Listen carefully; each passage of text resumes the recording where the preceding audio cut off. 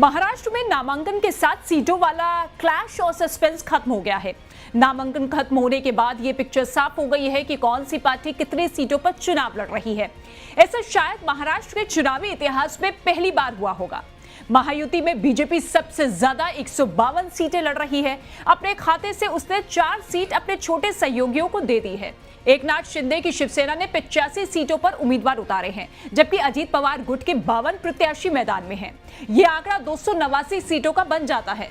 अब आप सोच रहे होंगे कि विधानसभा में कुल 288, तो फिर एक सीट ज्यादा कैसे हो गई। दरअसल अजीत पवार की पार्टी से लड़ रहे नवाब मलिक ने नामांकन के 2 फॉर्म भर दिए हैं, इसलिए यह आंकड़ा एक ज्यादा है। नवाब मलिक का दावा।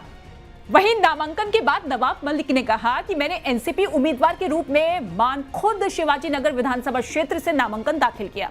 मैंने निर्दलीय उम्मीदवार के रूप में भी नामांकन दाखिल किया, लेकिन पार्टी ने एबी फॉर्म भेजा है।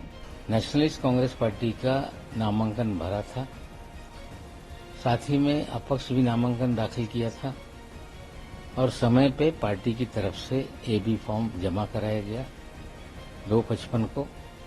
और अब मैं चुनाव नेशनलिस्ट कांग्रेस पार्टी की तरफ से लड़ूंगा और इसके लिए मैं अजीत पवार जी, प्रफुल्ल पटेल साहब और स्टेट प्रेसिडेंट सुनील तटकरे जी का आभार मानता हूं। अंतिम घड़ी में अजीत पवार का सिक्सर। आपको बता दें कि नामांकन की आखिरी घड़ी में अजीत पवार ने सियासी सिक्सर मारा है। घड़ी वाली एनसीपी ने मानखुर्द शिवाजी नगर से नवाब मलिक को आखिरी क्षण में उतारकर सबको चौंका दिया। पिछली बार यहां से समाजवादी पार्टी के अबू आजमी जीते थे, मतलब इस सीट पर 2 कद्दावर नेताओं की टक्कर है। ये वही नवाब मलिक है जो कभी अजीत के चाचा शरद पवार के खास माने जाते थे। अब वो पाला बदल चुके हैं। बीजेपी एनसीपी के नवाब मलिक की उम्मीदवारी के खिलाफ है, जिसके बाद नवाब मलिक की बेटी सना मलिक को अजीत पवार की अगुवाई वाली एनसीपी की ओर से अणु शक्ति नगर विधानसभा क्षेत्र से उम्मीदवार घोषित किया गया। वहीं नवाब मलिक के चुनाव लड़ने की जिद के चलते महायुति गठबंधन के अंदर सहयोगी बीजेपी और एनसीपी के बीच मानखुर्द शिवाजी नगर सीट को लेकर टकराव की स्थिति बन चुकी है। बीजेपी के खिलाफ एनसीपी ने क्यों नवाब को दिया टिकट। वहीं नवाब मलिक के अलावा उनकी बेटी सना मलिक को एनसीपी पहले ही अणुशक्ति नगर सीट से उतार चुकी है। ऐसे में सवाल यह है कि दाऊद इब्राहिम से रिश्तों समेत तमाम आरोप झेलने वाले नवाब मलिक पर आखिर अजीत पवार को इतना भरोसा क्यों है। वो उन्हें क्यों नवाब की तरह ट्रीट कर रहे हैं। इसका जवाब मुस्लिम वोट बैंक के तौर पर भी मिलता है। दरअसल शरद पवार की एनसीपी से अलग होकर पार्टी हथियाने और सत्ता में हिस्सेदारी पाने वाले अजीत पवार का अपना कोई अलग वोट बैंक नहीं है। मराठा बहुल इलाकों में शरद पवार की अच्छी खासी पकड़ है। मुंबई बेल्ट में शिवसेना मजबूत है, जहां अजीत पवार के सामने चैलेंज है कि किसी एक समुदाय का अच्छा खासा वोट पा जाए, जिससे कुछ सीटों पर जीत आसान हो जाए।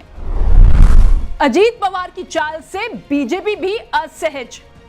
वहीं अजीत पवार के इस दाव ने बीजेपी को भी असहज कर दिया है। एनसीपी से नवाब मलिक को उम्मीदवार बनाए जाने पर डिप्टी सीएम देवेंद्र फडणवीस ने कहा कि मैंने इस संबंध में बीजेपी की स्थिति को बार-बार स्पष्ट किया।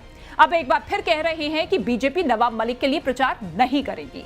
एनसीपी ने नवाब मलिक को टिकट दिया, जिसके जवाब में बीजेपी ने शिवसेना के सुरेश कृष्ण पाटिल, जिन्हें बुलेट पाटिल के नाम से भी जाना जाता है, उन्हें चुनावी मैदान में उतार दिया।